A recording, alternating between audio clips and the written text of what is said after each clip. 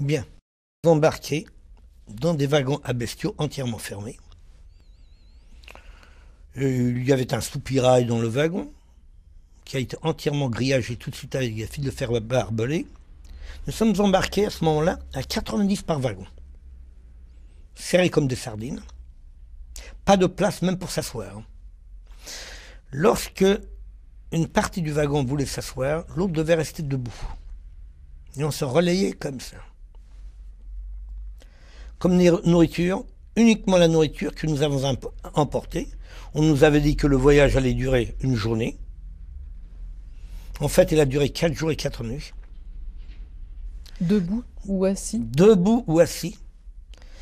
Et sans nourriture. C'était au mois de juillet. Le soleil tapait sur les wagons. Pas d'eau pour boire. Rien.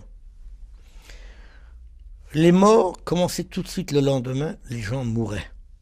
Soit asphyxiés par la chaleur, s'ils étaient cardiaques ou asthmatiques,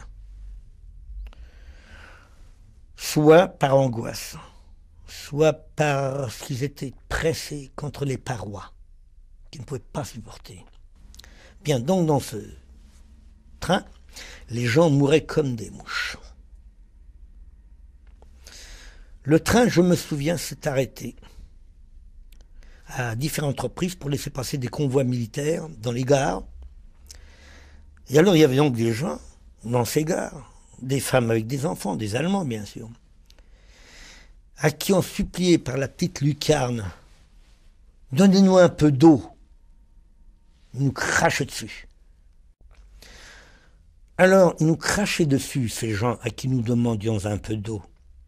Et c'est là qu'on s'est aperçu de la méchanceté en général de l'être humain, lorsqu'on a déjà vu les Français envoyer derrière les Allemands, qu'allions nous voir encore. Le train est arrivé, donc après 4 jours et 4 nuits, il est arrivé.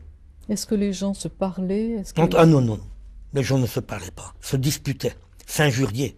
Ils devenaient fous par cette chaleur. Vous savez que l'étroitesse, la chaleur, le manque d'air, d'eau, de nourriture, c'est quelque chose d'horrible, indescriptible. Indescriptible. Donc les gens mouraient seuls? Ils mouraient. Seuls. Alors qu'est-ce qu'on faisait? Sans aucune aide?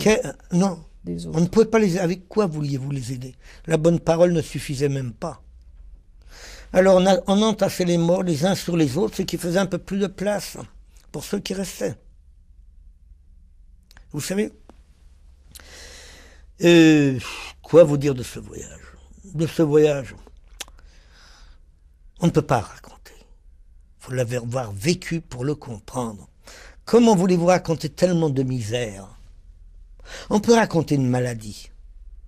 On peut raconter une souffrance que vous avez subie. Peut-être on peut raconter d'autres choses encore.